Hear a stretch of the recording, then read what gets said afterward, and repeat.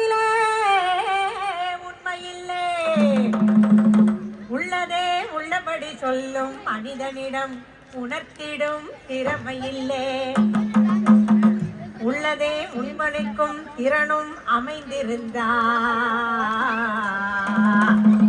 உலகம் அதையே